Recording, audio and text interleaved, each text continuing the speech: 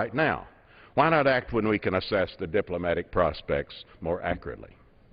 Mr. Speaker, I'll take a backseat to no one when it comes to my concern about the threat posed by a nuclear Iran to our ally Israel, to the broader Middle East, and to the United States. I believe we must redouble our efforts to gentlemen, 30 seconds. I have an additional minute. Gentleman is recognized for additional. We'll yield gentleman just a minute. Additional minute. Gentleman from North Carolina is recognized for additional minute. I'll yield to no one in my concerns about these matters. I believe we must redouble our efforts to secure an enforceable agreement that assures Iran does not acquire a nuclear weapon. But sanctions alone are not a strategy. In order to be effective, they must be integrated into a broader strategy that brings all other elements of American power to bear on the challenge. The administration is working hard to advance such a strategy with unprecedented cooperation from our international partners.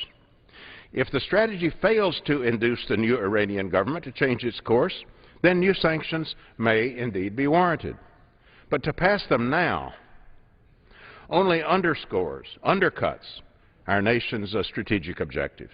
I urge my colleagues to oppose this ill-timed bill, and I yield back the balance of my time. Gentleman from North Carolina yields back the balance of his time. Gentleman from Minnesota reserves. The gentleman from California is recognized. I yield 1 minute, Mr. Speaker, to the gentleman from Virginia, the esteemed Majority Leader, Mr. Cantor. Gentleman from Virginia is recognized for 1 minute. I thank the Speaker. Mr. Speaker, I rise today in support of the Nuclear Iran Prevention Act. I want to commend the gentleman from California, Chairman of the Foreign Affairs Committee, and his leadership in bringing this bill to the floor. I also would like to commend Congressman Engel for his leadership in working through this issue, bringing forward this piece of legislation. The authoritarian regime in Iran is a brutal theocracy that suppresses dissent at home and sponsors terrorism and chaos abroad.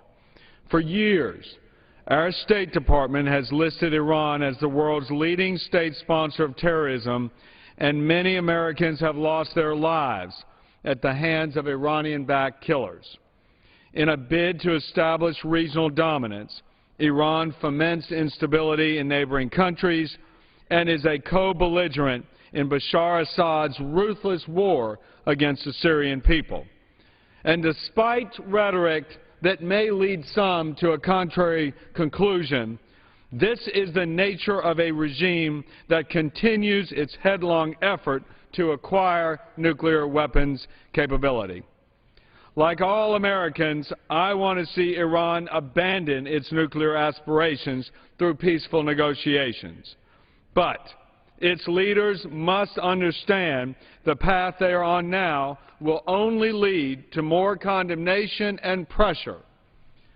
Considering that Iran continues to flagrantly violate numerous UN Security Council resolutions that call for the suspension of its nuclear enrichment program, while denying inspectors access to suspected nuclear sites, it is clear that Iran has negotiated again and again in bad faith.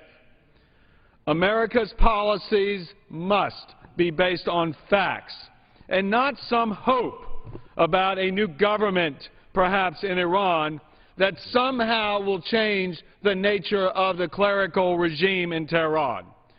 We must respond to Iran's policies and behavior, not to its rhetoric. This act will strengthen the sanctions already in place and provide the President with new economic tools to pressure Iran to change course before it is too late. Strengthening these measures will help our diplomatic efforts to encourage Tehran to become a responsible member of the international community and once and for all abandon its pursuit of nuclear weapons. Again, I want to thank the gentleman from California, the gentleman from New York, and the rest of the Foreign Affairs Committee for their hard work on this issue, and I urge my colleagues to support this legislation. Thank you. Gentleman from Virginia yields back. Gentleman from California reserves. Gentleman from Minnesota is recognized. Inquire as to the time we have remaining. Gentleman from Minnesota has 12.5 minutes remaining. Gentleman from New York has 6.5 minutes remaining, and the gentleman from California has 5 minutes remaining. I'll yield 3 minutes to the gentleman from Virginia, Mr. Congressman Moran. The gentleman from Virginia is recognized for 3 minutes. I thank the gentleman from Minnesota, my friend. Mr. Speaker, 29 prominent policy makers and experts who understand Iran and international relations, which includes former CENTCOM commander, Ambassador Tom Pickering, stated in a letter to President Obama just 2 weeks ago, and I quote, "No further sanctions should be imposed or considered at this time." There were 131 bipartisan representatives also urged the President to test the opportunity presented by Iran's recent election to avoid actions that could delegitimize the democratic election that just took place in Iran. Because the fact is that the Iranian people rejected the very clerical government that we have all opposed, that has been defined by hostile actions against the United States. In fact, when Mr. Rouhani was running, the people of Iran knew he was a former nuclear negotiator, and he promised greater nuclear transparency and to pursue, in his words, peace and reconciliation with the outside world. Isn't that just what we're looking for? I can't imagine we're looking for another war of choice, that we want to escalate the rhetoric. This is the best opportunity we've had in at least 8 years, if not more. Why throw that away? Now, some will say, well, what we do in the House doesn't really matter. The Senate isn't going to do anything. But that's a nuance that we may understand why the House is acting, but the rest of the world doesn't likely understand what's going on here. The fact is, this bill empowers the very hardliners that are the problem. The Iranian people are extraordinarily diverse. In fact, they used to be America's best friend in the Muslim world. And they just rejected a government that represented all the things we opposed. And they did it democratically. And I can't imagine that we have to operate in such a vacuum, that we're going to continue to impose sanctions, that we're going to take away the President's ability to exercise leverage in his negotiations, that in fact we're even going to lay it on further by taking away the exemption for necessary food and medicine. Minute. Gentleman is recognized for an additional 30 seconds. This is destructive because it punishes the Iranian people and it empowers the hardliners. We have no problem with punishing the clerical government and many of the people in the military. They don't represent our values, but we want the Iranian people to seize democracy, to represent our values, to enter into negotiations. We've got to be able to bring about a more peaceful and productive world. So I would strongly urge this House, hold off, let the new president at least be inaugurated, let him at least take over, let's see what we can do. Let's not act so prematurely and destructively. Thank you, Mr. Gentleman from Minnesota reserves the balance of his time. Mr. Speaker. Gentleman from California is Could I at this time yield 1 minute to the gentleman from Ohio, the Speaker of the House? Gentleman from Ohio is recognized for 1 minute. Let me thank my colleague from California, the chairman of the committee, and his whole committee for their hard work on this issue. And a special thanks to the chairman emeritus of the committee, my colleague from Florida, Ms. Ros-Lehtinen, on whose efforts we're building on today. I also want to thank the committee chairs and the members who've worked so hard to get this bill to the floor today. And I rise in support of H.R. 850, the Iran Nuclear Prevention Act. This legislation recognizes a stark truth. and that is that Iran is a global menace. And this bill empowers the President to act decisively to address it. We know Iran is the world's most aggressive sponsor of terrorism, extending now into Syria, Libya, Lebanon, even into our hemisphere. We know that Iran is attempting to build illicit nuclear weapons capability in willful defiance of both the UN Security Council and the IAEA. And we know the Supreme Leader and the Ayatollahs remain committed to the destruction of Israel, one of our dearest allies. The United States, especially its Congress, has a duty to respond to Iran's actions, not its rhetoric. So this bill seeks to reduce Iran's oil exports by an additional 1 million barrels a day, which would be a two-thirds reduction from its current levels. We're also looking to target human rights violators, close loopholes on access to hard foreign currency, and will give the President the authority to restrict a significant commercial trade with Iran. These strong and targeted sanctions will ensure that the administration has both the political and the economic tools to deal with this regime. Because the American people are not interested in allowing Iran another shot at running out the clock on negotiations while it marches toward developing a breakout nuclear capability. I'll cast my vote for this measure, and I would urge all my House colleagues to join me. I yield back. Gentleman from Ohio yields back. Gentleman from California reserves. Gentleman from New York is recognized. It's my pleasure now to yield a minute and a half to the minority whip, Mr. Hoyer of Maryland. Gentleman from Maryland is recognized for a minute and one-half. Hello? I thank the gentleman for yielding, and I rise in support of this legislation, but also thank my friend Keith Ellison for his perspective on this, and I want to speak to that as well. I want to thank Chairman Royce and Ranking Member Engel for their leadership on this bill. I believe the most dangerous threat to peace and stability in the Middle East continues to be that posed by Iran's pursuit of nuclear weapons, which would launch this turbulent region into a nuclear arms race that no one can afford to risk, including our troops in the region.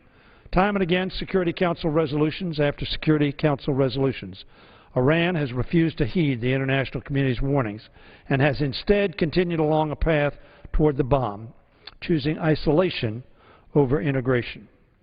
We're here today to talk about how to stop Iran's pursuit. As a government, we have many tools to use. Diplomacy is one, and diplomacy must continue. Indeed, many feel the time is ripe to test President-elect Rouhani's sincerity, and I agree. But he must expect us to turn his positive talk of a policy of reconciliation and peace into action. We should welcome and pursue his willingness to come to the table, to negotiate. We need to test that. But delay has been too long for us not to pursue concurrent approaches. That tool of economic pressure, which is working, should also be pursued additionally. That is why I support this resolution. Hopefully, negotiations will prove successful, and such pressure can be... May I have a minute and a half? The gentleman from Maryland is recognized for an additional minute. I thank the gentleman for yielding. I thank him for his thoughtfulness. Hopefully, negotiations will prove successful, and such pressure can be either moderated or removed. President-elect Rouhani campaigned on a promise to ease the burden of sanctions on the Iranian people, and he won. We would welcome a second victory for him and the United Nations in seeing that objective of denuclearization realized. I support today's bill because I believe a robust sanctions regime could help encourage Iran to abandon its pursuit of the bomb and end its support for terrorist groups and human rights abuses. President-elect Rouhani is uniquely positioned, I believe, to show leadership on this and achieve an early success in his new administration. However, our skepticism about the Iranian leadership's action in the past has been more than justified. But we must, nevertheless, continue to work for resolution of this challenging issue. Engaging President-elect Rouhani in our quest for early resolution is appropriate. But these sanctions are also appropriate, and therefore I rise in their support and thank Mr. Engel and Mr. Royce for their leadership, and I thank the gentleman for yielding and yield back the balance of my Gentleman time. from Maryland's time has expired. Gentleman from Minnesota reserves the balance of his time. Who seeks recognition? Gentleman from New York is recognized. Yes, thank you, Mr. Speaker. At this time, I yield 1 minute to Mr. Sherman of California, the ranking member of the Foreign Affairs Subcommittee on Terrorism. Gentleman from California is recognized for 1 minute. Thank the gentleman for yielding. In February, I joined with our ranking member and our chairman and others in introducing this legislation, which passed our committee unanimously. Congress needs to act now because while we go on summer break, new, faster centrifuges will be spinning 24/7, 365. We are seeing Iran, as we've seen in the hearings before our committee, evade the current sanctions. So if we're going to keep the sanctions in force, we need this legislation to plug the loopholes that they're exploiting. Two facts remain unchanged by the Iranian elections. First, their program to create nuclear weapons continues, and second, the supreme leader, not the newly elected president, are making the decisions. Our committee adopted many amendments unanimously, including 4 of mine. 2 I'd like to mention. 1 provides sanctions for those who sell uranium mining equipment to Iran, and another imposes sanctions on those who sell them dissident-suppressing technology.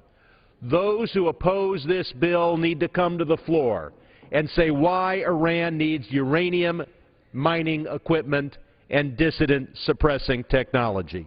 Let's pass this bill. Thank you. Gentleman's time has expired. Gentleman from New York reserves the balance of his time. Who seeks recognition?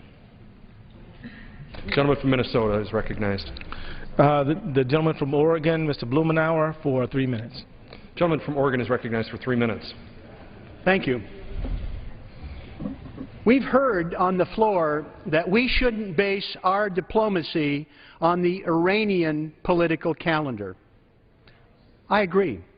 But we shouldn't base our diplomacy and our foreign policy based on our political calendar. Recently, we have enacted the most effective, crippling economic sanctions against Iran ever.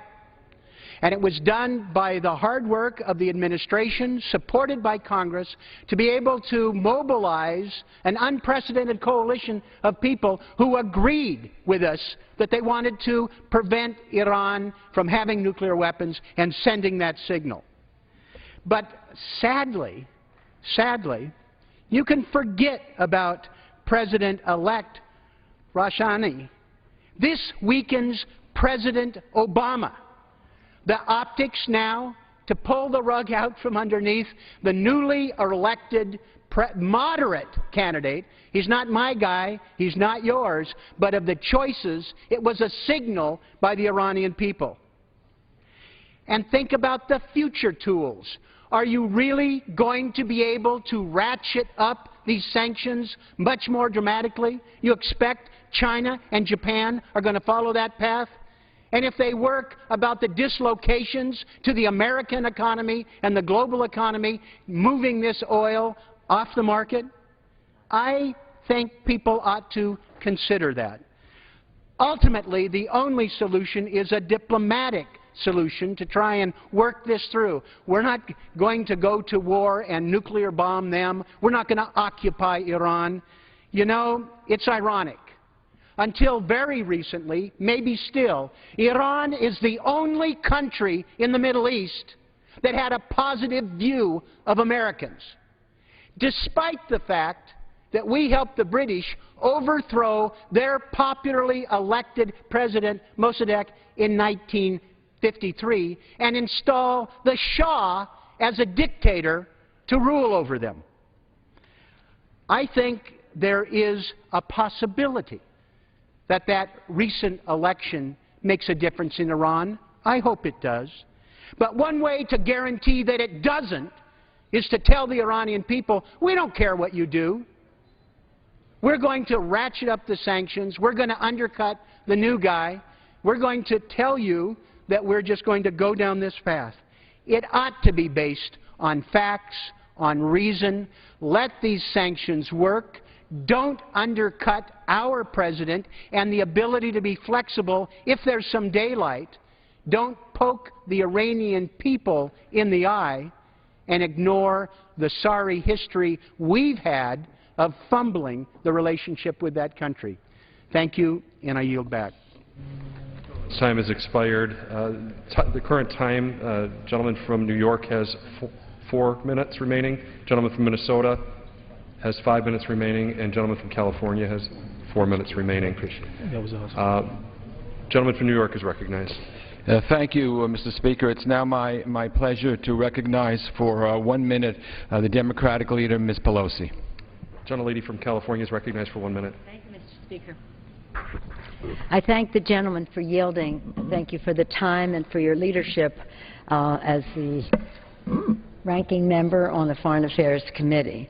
Mr. Speaker, I rise today to reiterate my strong belief in that one of the basic objectives of U.S.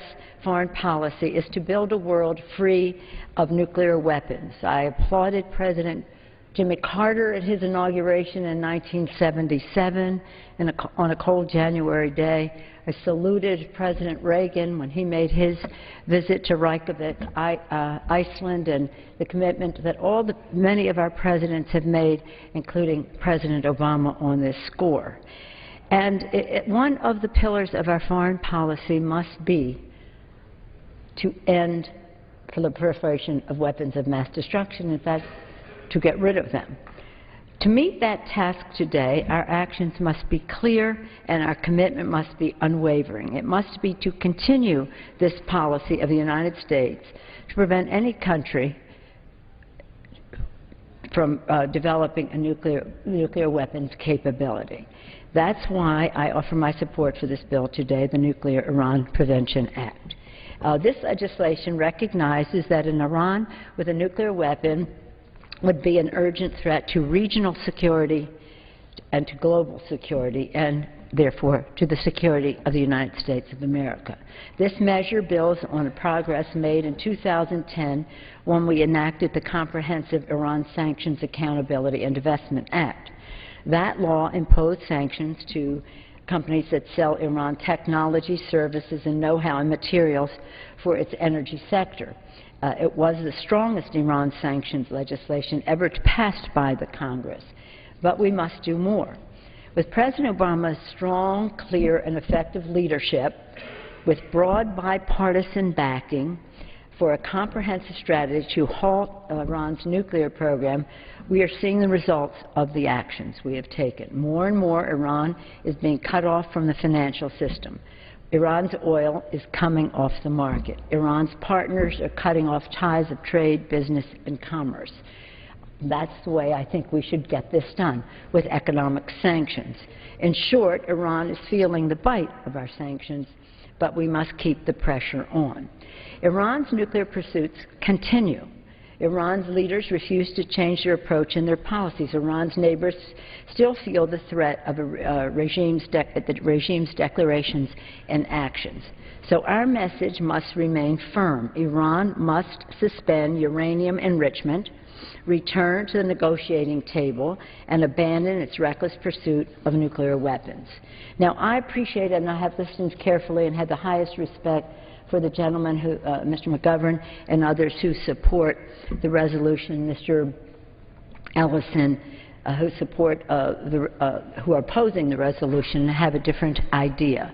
And I think as we weigh the equities, as I say, with all due respect to that approach, which I think is a reasonable one if we were dealing with a reasonable country, with a reasonable leadership, but we are not. But we are not. I know that the proximity to Israel is a cause for concern for Israel, our partner in the Middle East, and concern for those of us who value the Israel-U.S. relationship. But this is not Israel has proximity, but we all have the problem. We all have the problem. if Iran were to go farther in the development of a nuclear weapon, who else would want one in the region? What message does that send about our resolve to arrive at a world free of nuclear weapons? So, in any way, I hope that we can, that as our colleagues say, a new regime is going to do all these things. I happen to think that no matter who is in power in Iran, that they probably would not abandon a nuclear program, calling it one for domestic and for civilian use, and that may be true, and I hope it is. But I do think it is really important for us, because we have this, to make this opportunity. I hope that all of the inauguration of a new president, which talks with the U.S. and European allies and all the rest, can bear fruit. We can only hope that those reports prove true. We hope that progress is made toward an agreement that puts an end to Iran's pursuit of nuclear weapons and advances the cause of peace and security in the Middle East and around the world. Until that day comes, the Congress must continue to apply pressure. We must pursue all avenues of diplomacy and international leadership. Again, what are the pillars of our foreign policy? To promote our economy, creation of jobs, and by promoting exports, that's on the economic side. Export our values, a commitment to freedom and democracy throughout the world, and what does that mean? To protect the American people, our national security. An important part of that pillar of our foreign policy is to rid the world of weapons of mass destruction, and make sure that we're not adding countries to that club. And so, for that reason, we must prevent a nuclear-armed Iran. Let's do it diplomatically. Let's do it with economic sanctions. Let's do it by encouraging dialogue, engagement, and the rest. But let's do that engagement from strength. I urge a yes vote on the resolution. Gentlewoman from California yields back the balance of her time. Gentleman from California is recognized. Mr. Speaker, I yield 1 minute to the gentlelady from Florida, the Chairman Emeritus of the Foreign Affairs Committee and the author of the previous Iran sanctions legislation. The gentlewoman from Florida is recognized for 1 minute. I thank the gentleman. Mr. Speaker, a nuclear Iran is one of our biggest national security threats and the #1 existential threat to our ally, the Democratic Jewish State of Israel. We must not allow Iran who is a designated state sponsor of terrorism, to reach nuclear breakout capability. The Obama administration should not be mistaken. The Iranian regime does not want peace. It still wants to wipe Israel off the map. Iran may be able to process low-enriched uranium for a nuclear weapon by next year. Iran has agreed to offer Syria a $3.6 billion credit facility to buy oil products to help keep Assad's murderous regime afloat.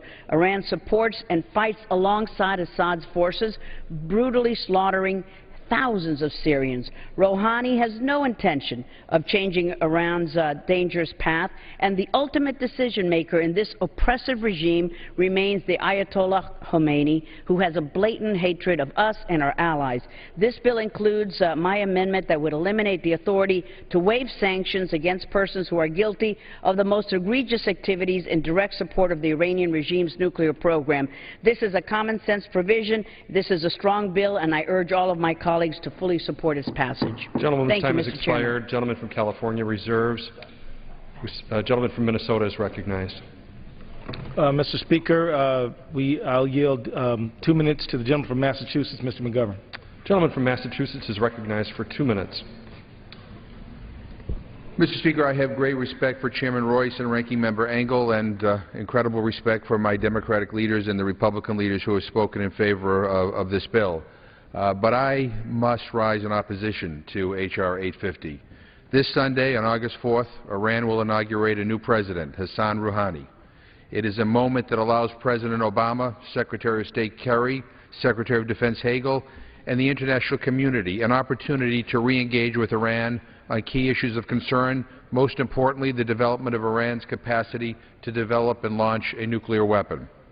This may be a very small window of opportunity for a fresh start on dialogue and action on the future of a nuclear Iran. It may be short-lived, depending on how Iran's new president views this moment. But it is a time when I, for one, want to support the White House, the State Department, and the Pentagon's ability to move forward our relationship and dialogue with Iran on this most serious matter. It is not the moment for Congress to increase and expand the level of U.S. sanctions against Iran. We have plenty of sanctions right now against Iran. If for some reason we need to increase even further the pressure against Iran and its new president, then we have the time to do so. It does not need to be done before the new Iranian president even takes office. We have time to weigh his sincerity and, more importantly, his actions to improve Iran's relations with the international community in the weeks and months to come. If he does not, if Iran remains intransigent and determined to develop a nuclear weapon, then the current onerous regimen of sanctions can be increased. But now is not the time to undermine U.S. diplomacy before it even has a chance to take shape.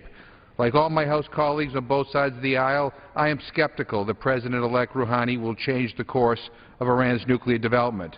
But I am willing to give him a chance. I'm willing to give Secretary Kerry a chance. If nothing changes, then we can revisit this bill or others at a later date. But not now. Not now. I urge all of my colleagues to join me and vote against this untimely consideration of this bill. I yield back my time. Gentleman's time has expired. Gentleman from Minnesota reserves. Gentleman from New York is recognized. At this time, I would like to yield for a unanimous consent statement to the gentleman from Florida, Mr. Hastings. Gentleman from Florida is recognized. I thank the gentleman. I ask unanimous consent to insert extraneous material into the record and to be in support of the measure that's being offered. Without objection, so ordered. The gentleman from New York reserves. Gentleman from California is recognized. Yes, Mr. Speaker. I yield 1 minute to the gentleman from New Jersey, Mr. Smith, Chairman of the Subcommittee on Africa, Global Health, and Global Human Rights. Gentleman from New Jersey is recognized I for 1 thank minute. the Chair.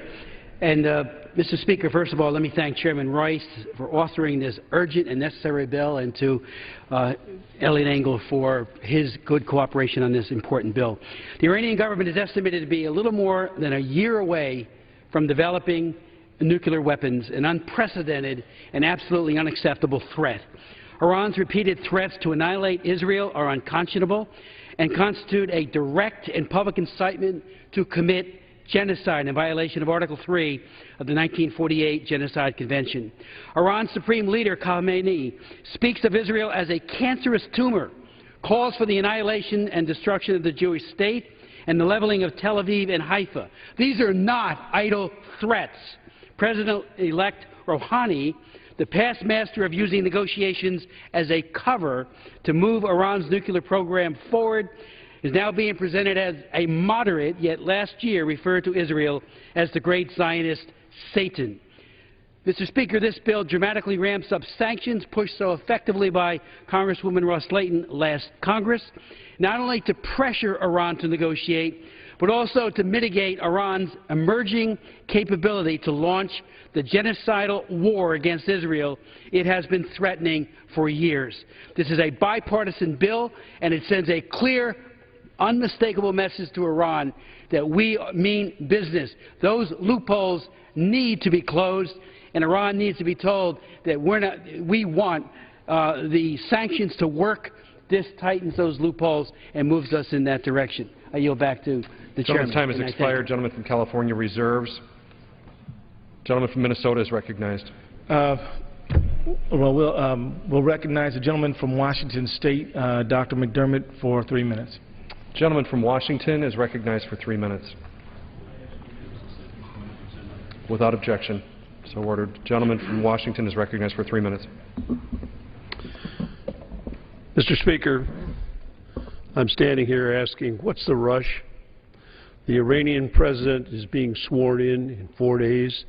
For the first time in years, there is a moderate been elected as head of Iran who promises us progress on the issues that are of most concern to us. I'm not a blind optimist, and I have no illusions about the nature of Iran's government. I understand that one election won't ensure us peace, but it could mean the change we need to see what it looks like.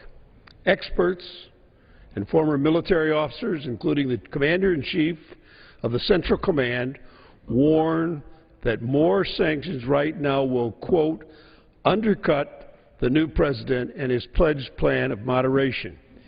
It gives ammunition to the hardliners who will operate against him. So the timing of this bill could not be worse from a foreign policy perspective. In addition, members have not had a chance to fully review the bill, which is significantly different than when it was marked up coming out of the Foreign Affairs Committee. The marked-up version became public only a few days ago, and I know many of the members who co-sponsored the original bill are not aware of the changes that were made in it. For these reasons, we sent a letter to our leadership asking, along with 15 other members, urging them to delay consideration until after September. We could come back after our vacation and deal with this if it's really needed. It doesn't have to happen now, except because we're going out on Friday. Passing this legislation would support the hardliners' claims that we have no intention of negotiating. We hit the president before he even sits down in the chair. It's a dangerous sign to send, and it limits our ability to find a diplomatic solution on nuclear arms in Iran. There is no public support in this country for another war. We've seen this movie before. We put sanctions on Iraq. I was here when they put them on. I saw us squeeze them for 10 years. The World Health Organization said 500,000 Iraqi kids died because we cut off medicine and food and other essentials to the Iraq community. Did it end in a change? No. We went to war with them. And if you think that this is going to squeeze and bring us to war, and you think that what happened in Iraq is going to happen here, remember, we're 11 years in Iraq, and we do not have a stable democracy today.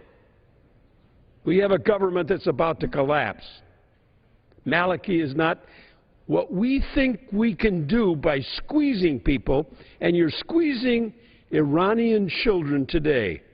Iranians cannot buy medicine on the world market and pay because we've cut off all the banking connections everywhere so that there's no way for them to slip money through the banking system to pay for medicine for kids.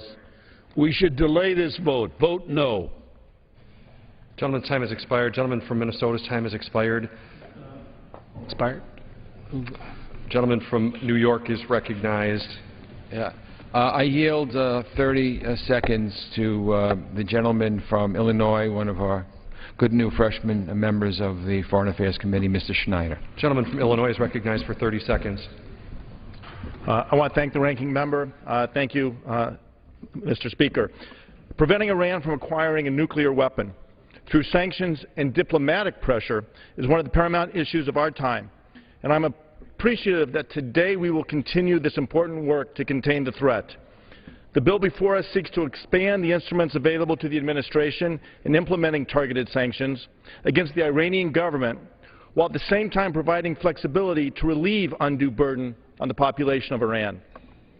I want to thank the chairman and ranking member and the committee for working diligently on this bill, and I want to thank the members of the committee for joining me in support of this bill. Thank you. Gentleman's time has expired. Gentleman from New York reserves the balance of his time. Gentleman from California is recognized. Yes, I yield 30 seconds to the gentleman from Texas, Mr. Poe, chairman of the Subcommittee on Terrorism, Nonproliferation. Gentleman from Texas is recognized for 30 seconds.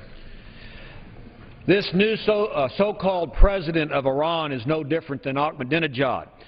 Rouhani is no moderate. He's just slick. He has lied to the United States in the past, and don't be deceived. He is not even in charge of Iran. The Ayatollah is in charge, and the Ayatollah picked all of the candidates running for president. The Ayatollah is still calling the shots and is determined to get nuclear weapons and eliminate Israel in the United States. And then what? Are we going to say, oops, we made a mistake? We need these sanctions. We need a regime change in Iran, a peaceful one with the Iranian people. This Ayatollah has Hezbollah running all over the world, causing terror, including killing his own people in Camp Liberty. We need to pass this legislation. Gentleman's time has expired. Gentleman from California reserves the balance of his time. Gentleman from New York is recognized. Unanimous consent? Yeah. Seek unanimous consent to introduce into the record article entitled, Iran is said to want direct talks with the U.S. on nuclear program. Without objection, so ordered. Gentleman from New York is recognized. At this point, I'm pleased to yield 30 seconds to the gentleman from Texas, Mr. Green. Gentleman from Texas is recognized for 30 seconds.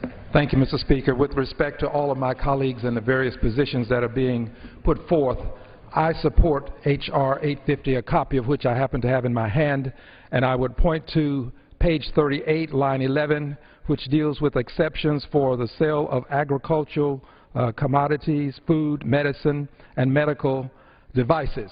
I wanted to bring some clarity to this issue. With global security at risk, I don't think we can take the risk. I do believe that we can proceed with diplomacy and sanctions at the same time. I support H.R. 850. I yield back.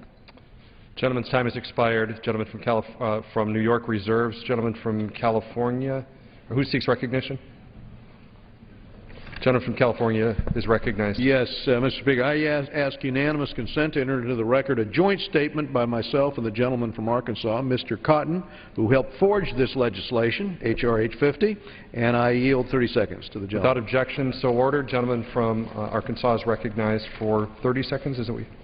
30 seconds. Hassan Rouhani is no moderate. He was a devoted follower of the 1979 revolutionary cabal in Iran. He led the 1999 crackdown on students in Iran.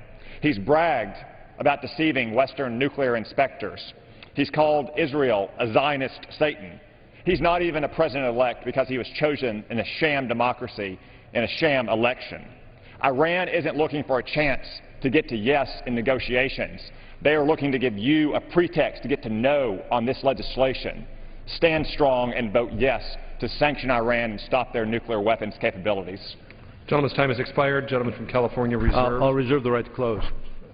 Gentleman from New York is recognized. At this time, I yield a minute and a half to the gentleman from Florida, the ranking member of the Middle East Subcommittee, Mr. Deutsch. Gentleman from Florida is recognized for 1.5 minutes.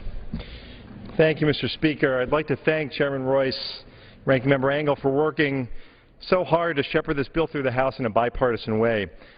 This legislation before us today takes a significant step forward in our efforts to prevent the Iranian regime from acquiring nuclear weapons capabilities. Sanctions passed by this House have had devastating effects on the Iranian economy, and this legislation will continue our efforts to financially squeeze the regime by dramatically reducing Iran's oil exports and by diminishing Iran's ability to access other currencies. All of this while ensuring that humanitarian aid will continue to flow. Despite claims made earlier, this does not cut off medicine for children. Beyond that, this bill recognizes that despite a somewhat surprising outcome to the June presidential elections, the Iranian people are still living under a regime that too often brutally represses democratic ideals. And it imposes sanctions on those who aid the regime's active violation of human rights. To my friends who argue that this is the wrong time, I'd ask you to consider this. Newly elected President Rouhani is scheduled to be sworn in 4 days. He campaigned on economic sanctions relief. This relief will only come when the Ayatollahs, when the Supreme Leader decides to relinquish the nuclear weapons program. Now is the time to let President-elect Rouhani's actions speak louder than his words. Let him tell the Supreme Leader that the United States House of Representatives has passed new, devastating sanctions, and the only way to relief is through a negotiated end to the nuclear weapons program. Our policy on Iran has always been dual-tracked, sanctions and diplomacy. Now is not the time to give up on either. Thank you, and I yield back. Gentleman's time has expired. Gentleman from New York is recognized for 30 seconds. Thank you. We have to look at things as they really are, not as what we wish them to be. To my friends who say, what's the hurry? The hurry is we don't have time to wait. While we're talking, centrifuges are spinning, and Iran is getting ever closer to having a nuclear weapon. By waiting, we're only aiding and abetting that. Mr. Rouhani, he's no moderate. Moderates were not allowed to run in this Iranian election. He may be the least hardcore of all the hardliners, but make no mistake about it, he's a hardliner. He was directly involved in efforts to deceive the international community when he served as Iran's chief nuclear negotiator. And he made clear during his campaign that he supports Iran's nuclear ambitions. This is a bipartisan bill, and for good reason. We have over 370 co-sponsors. I would respectfully urge my colleagues to vote yes. California is recognized for 1 minute. Yes, Mr. Speaker, the centrifuges are indeed spinning, and it is Mr. Rouhani as chief negotiator who met the international community with delay, with more centrifuges, more missiles, more stonewalling, and as my colleagues have pointed out during that campaign, he, as hand-picked candidate of the Ayatollah, one of 8 hand-picked candidates, because reformers were not allowed to run, was the one on the campaign who boasted about how he, as chief negotiator in Iran, didn't suspend enrichment, but instead completed the program. Now, this is the individual who, when he chaired Iran's National Security Council between 1989 and 2005, was at the table when Iran masterminded the '94 bombing of the Jewish Center in Buenos Aires. He is the individual who gave the order and boasted of it. The man who called on the regime's besieging militia to attack the students in 1999 and crush them, in his words, crush them mercilessly, crush them monumentally. 1,000 arrested, hundreds tortured, 70 disappeared, many, many killed. This is the nature of that man. Do not misunderstand his intentions. That's why we need this legislation. Gentleman's time has expired. The question is, will the House suspend the rules and pass the bill, H.R. 850, as amended? Those in favor say aye. Those opposed, no. In the opinion of the Chair, 2/3 being affirmative, the rules are suspended. The gentleman from California is recognized. Mr. Speaker, on that, I request the yeas and nays. The yeas and nays are requested. All those in favor of taking this vote by the yeas and nays will rise and remain standing until counted. A sufficient number having risen, the yeas and nays are ordered. Pursuant to Clause 8 of Rule 20, further proceedings on this motion will be postponed. Pursuant to Clause 8 of Rule 20, proceedings will resume on motions to suspend the rules previously postponed. Votes will be taken in the following order: H.R. 1911 by the yeas and nays, H.R. 850 by the yeas and nays. The first electronic vote will be conducted as a 15-minute vote. Remaining electronic votes will be conducted as 5-minute votes. The unfinished business is the vote on the motion of the gentleman from Minnesota, Mr. Klein, to suspend the rules and concur in the Senate amendment to H.R. 1911, on which the yeas and nays were ordered. The clerk will report the title of the bill. H.R. 1911, an act to amend the Higher Education Act of 1965 to establish interest rates for new loans made on or after July 1, 2013, to direct the Secretary of Education to convene the Advisory Committee on Improving Post-Secondary Education Data to conduct a study on improvements to post-secondary education transparency at the federal level and for other purposes. Senate amendment. The question is, will the House suspend the rules and concur in the Senate amendment? Members will record their votes by electronic device. This is a 15-minute vote. A couple of stories we're watching on Capitol Hill this afternoon. First, on the other side of the Capitol, the Senate's vote on whether to advance Todd Jones as director of the ATF is still open. The vote started this afternoon about 4 hours ago at 2 Eastern. Senator Lisa Murkowski switched her vote, making the tally so far 59-40. 60 votes are needed for the Senate to move forward with Todd Jones' nomination. Senator Heidi Heitkamp of North Dakota has not voted yet. The vote will be held open until she arrives and casts her vote, which is supposed to happen around 7 p.m. Eastern. As always, you can see our live Senate coverage on C-SPAN 2. Here in the House, Republican leaders changed the schedule today, holding only this series of votes on a couple of issues, instead of also voting today on amendments to its version of the Transportation and Housing Spending Bill. The Hill writes that House Majority Leader Eric Cantor's office said that the bill would be taken up again after the 5-week August recess. A spokesman said the House did not have time to deal with a large number of amendments this week.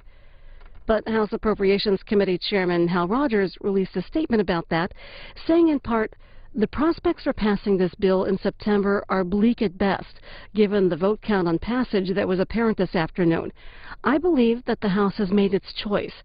Sequestration and its unrealistic and ill-conceived discretionary cuts must be brought to an end. that from Republican Hal Rogers. The House voting now on a measure that changes how interest rates on most federal student loans are set, returning to a system under which interest rates are tied to market rates. This is the Senate-passed measure, so if it passes here in the House, it'll go to the President for his signature. President Obama met with House and Senate Democrats on Capitol Hill today. The Associated Press writing that he sought to reassure Democrats nervous about the impact of his health care law and the prospects for immigration legislation. We'll hear first from the House Democrats after their closed-door meeting with the President.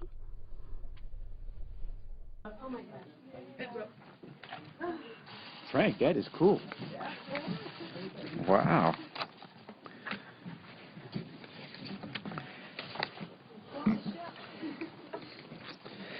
We ready? Well, good morning. Javier Becerra, Chairman of the Democratic Caucus, joined by all of our leadership. And we just had an opportunity to hear from the real leader, the President of the United States.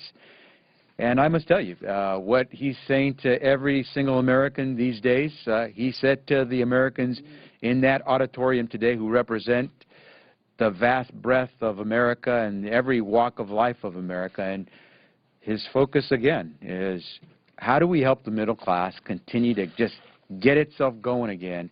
How do we help America create those jobs? How do we, as our whip is so forceful in saying, make it in America, how do we do this in a way that makes people believe again that we're back, we're strong, and you can dream about that American dream as well? Well, 210 days into this calendar year, that's more than half the year gone by, with only about 81 of those days being work days for the Congress here in the House of Representatives. We mentioned to the President that we want to do more with him.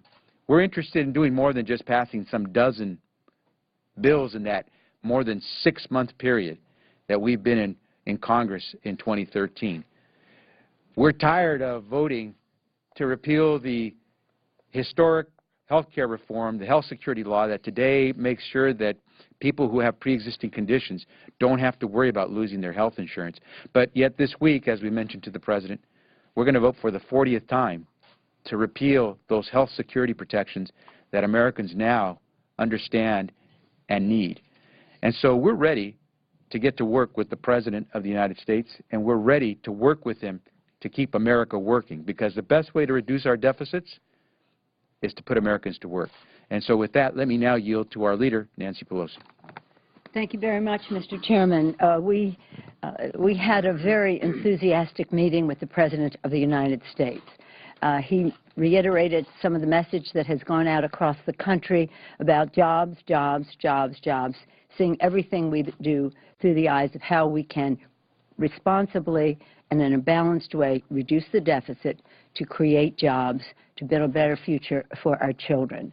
In a very succinct way, it was a really masterful presentation that he made on the subject of jobs and the future. On the subject of the Affordable Care Act, we all agreed nothing succeeds like success, and is really important, and we're confident that the implementation of the Affordable Care Act is successful. It's about our children and everything that he has talked about, whether it is income disparity, whether it's universal preschool, whether it's the Affordable Care Act, you name it, is about our children and giving them and their families a better shot to participate in the prosperity of our country. I was very proud of what the President has been doing on the road and as President of the United States. And today we had the chance to go back and forth on some of the issues that so he could hear some of our priorities and we his. I saluted the President because his birthday is this week as the persistent President. He has been persistent. He's, of course, very brilliant and a leader and articulate and has strategic thinking as he goes forward.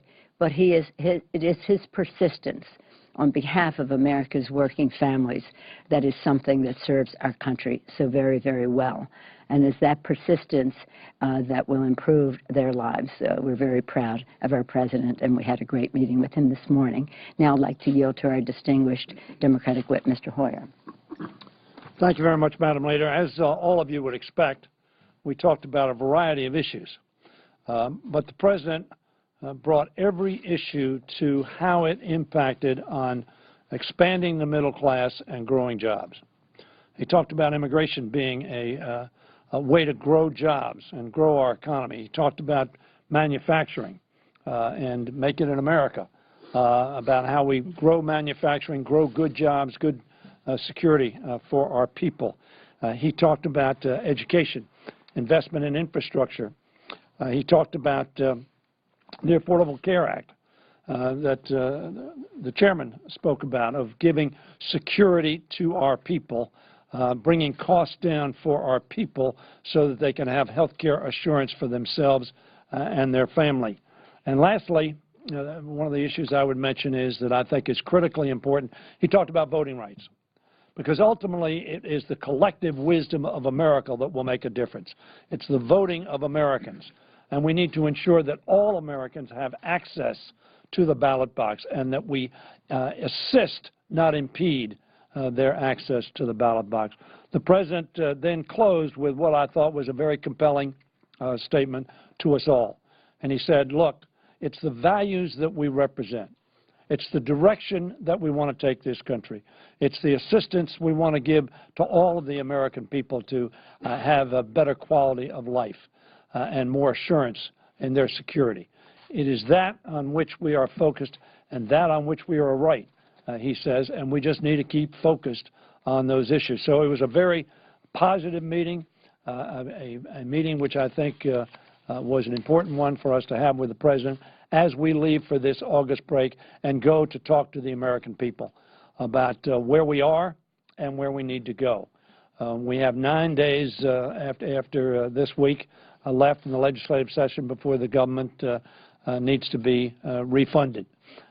We have probably 60 days or so before we need to deal with the debt issue, and the President made it very clear that while he was prepared to work with our Republican colleagues, he was not prepared to put at risk the creditworthiness of the United States of America, and I think all of our caucus on that clapped and indicated their support of his resolve.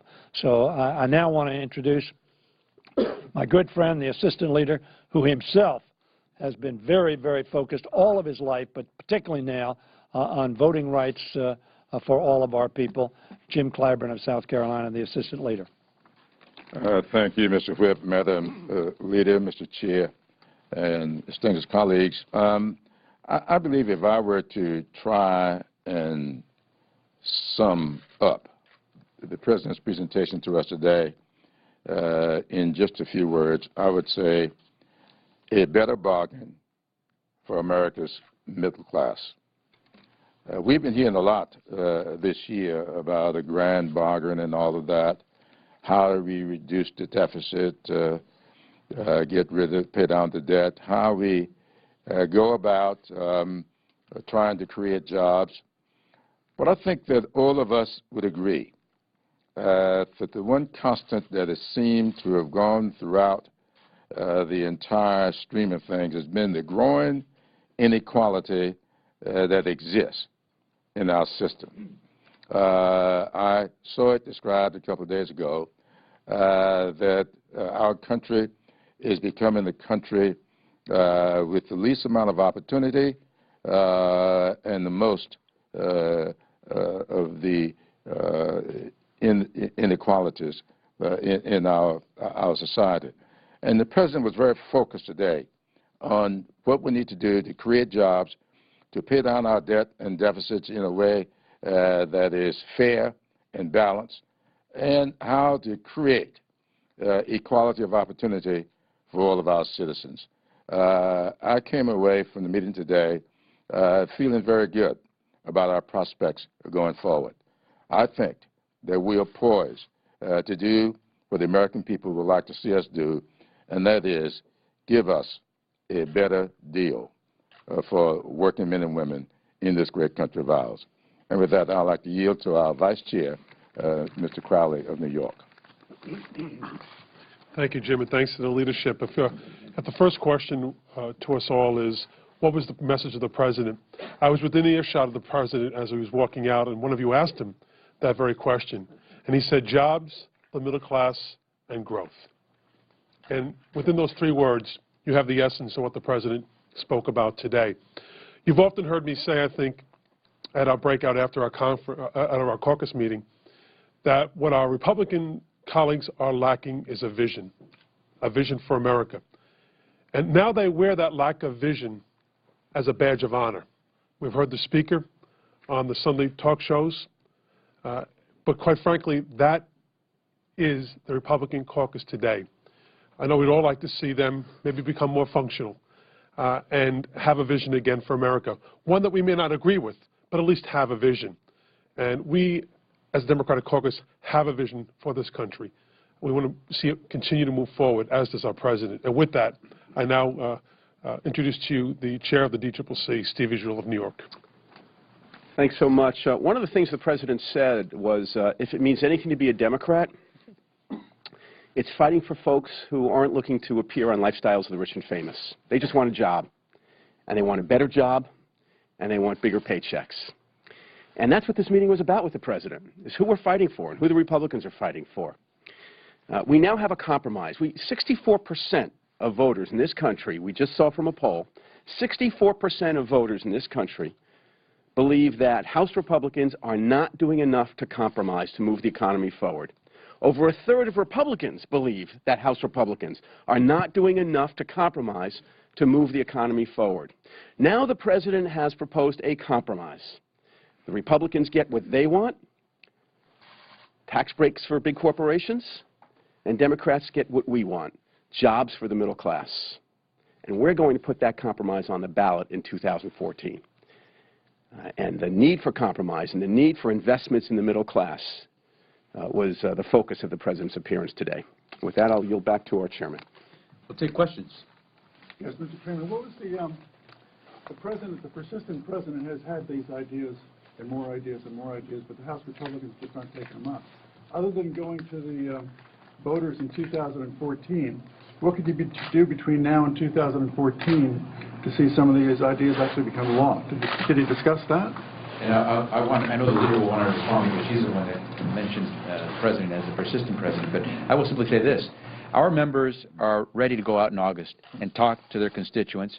We are asking them to please be out there as often as possible in August to talk to Americans and talk to them about how we are ready to work with the President to help this country create more jobs, to continue to expand and improve our health care opportunities, and to make sure we get things done like fixing a broken immigration system. So we're ready. We're looking for our Republican colleagues to join us. But make no mistake, we are ready to work with the President, compromise, as has been said earlier, but work to get some of this done, because we know that while we've created over 7 million jobs in the last 40 months, that's not enough. We want more. Did the President ask you to do that during the August break, to go out there and generate support Well, for it? let me go to your first question. President Lincoln, as you've heard me say over and over again, said public sentiment is everything. And any progress that we have made in this 202 days that this Congress has existed has been a result of public sentiment. The Republicans in the Senate realized after 70% of the Hispanic community voted Democratic, not just for President but for Congress, that it was probably a good idea to move forward for a bipartisan comprehensive immigration reform. It wasn't until, and it was hundreds of days late, but nonetheless until the message was very clear in the public about the Violence Against Women Act that the Republican leadership brought it to the floor. Overwhelmingly voted against it, but nonetheless they brought it to the floor. So income equality, for example, that the President is talking about, there is tremendous support for raising the minimum wage. That would help lessen the disparity in terms of income inequality and making work pay, especially for women, as you know we have in our women's agenda. But we don't really want to wait until the election and have these be items on the election agenda. We want to get something done sooner, because the agenda of the Republicans saying to the President, our agenda is nothing and our timetable is never. Well, never doesn't work for the American people when they need jobs. So whatever subject you can name, it comes back to, does it create jobs? Does it reduce the deficit? Let's take that conversation to the public. we hope to succeed with the issues that's more important in the election. I will say another thing. Sometimes the public turns off to the discussion of process here, obstruction, this or that. It's understandable. Also, the inside language on are we going to raise the debt ceiling? Are we going to shut down government? What does all of that mean? Well, what it means to you and to everyone with the 401k is that they're going to be losers in this. And I think it's really important for people to know that these decisions that we're making here have ramifications in the lives of the American people and how that affects them. How many of you check your 401k on a regular basis? Maybe you don't, but many Americans do. Since the President has been President, the stock market has soared, improving their individual lot.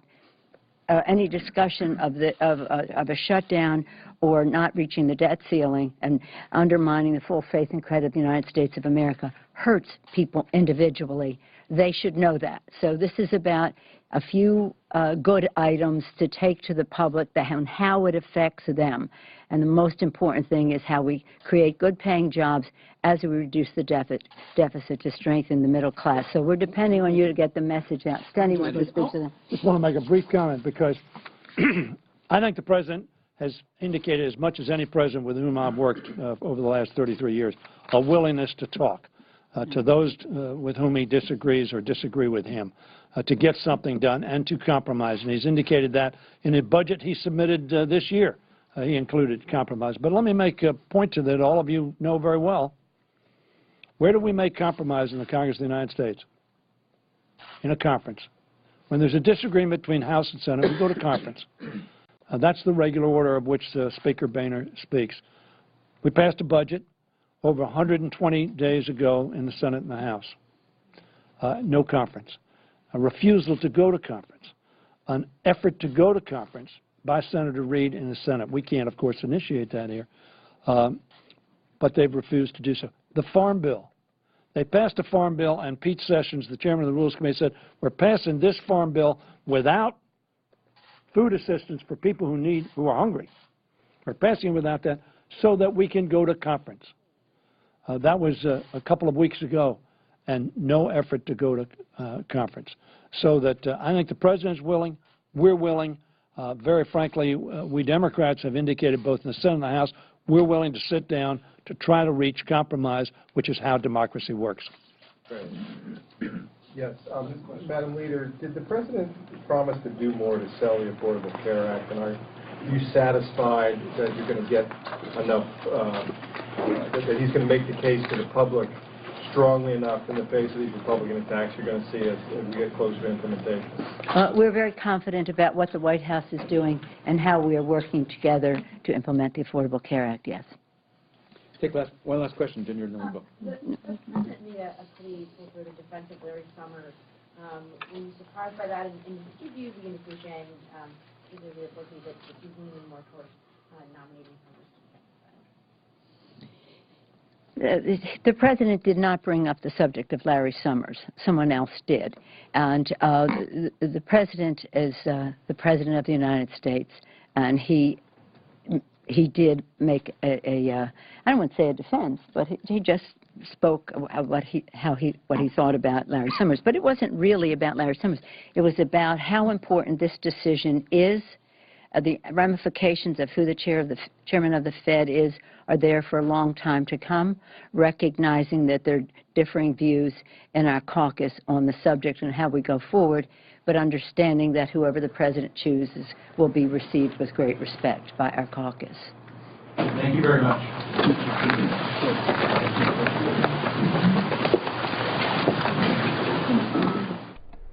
And the New York Times writes that when speaking to House Democrats on Capitol Hill today, President Obama offered a strong defense of his potential choice of Lawrence Summers to head the Federal Reserve, though he said no final choice had been made. The story says that Mr. Obama said in answer to a, quote, barbed question from a lawmaker that he believed Mr. Summers, a former advisor to the president, had been maligned in the liberal news media. Representative Gerald Connolly, a Democrat of Virginia, who took part in the meeting, said that Mr. Obama singled out the negative coverage of Mr. Summers in the Huffington Post. One more vote after this one.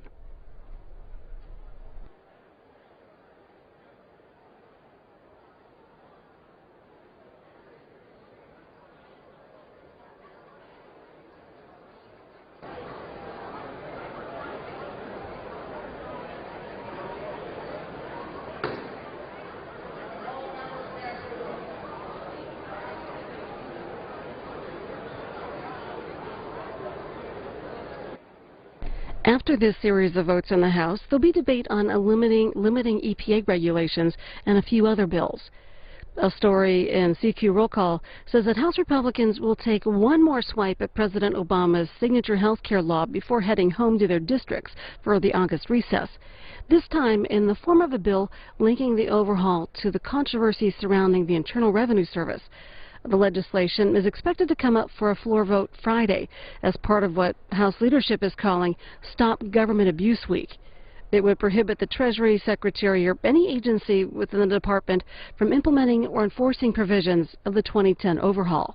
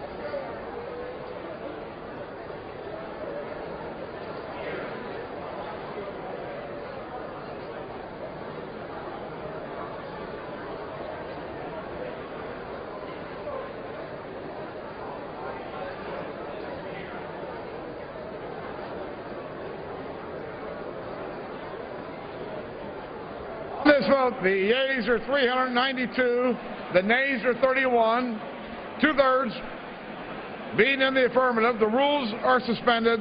The Senate amendment is agreed to, and without objection, the motion to reconsider is laid on the table.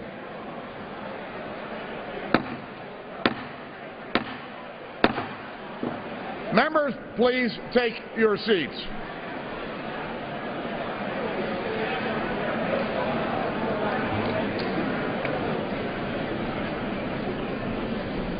The chair will resume when all members have taken their seat.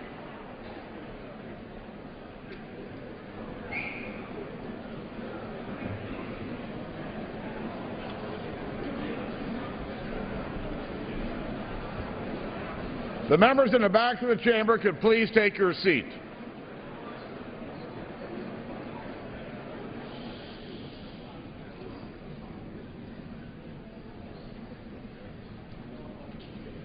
Will the gentleman from Florida suspend your conversation in the middle of the aisle?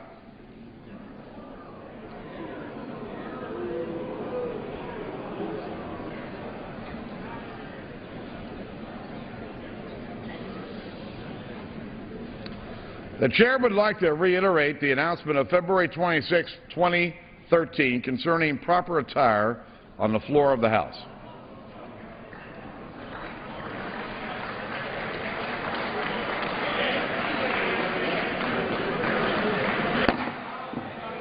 The House will be in order. Members should wear appropriate business attire during all sittings of the House, however brief their appearance may be on the floor. This standard applies even when a member is entering the chamber only to vote by electronic device or by a card in the well. Members are reminded of the unique tradition and dignity of the House that sets it apart from other institutions and other workplaces. The chair expresses his gratitude for those members who meet this standard, especially those who have had to change long-time personal customs or traditions to do so. And the chair would appreciate all members' attention to this matter.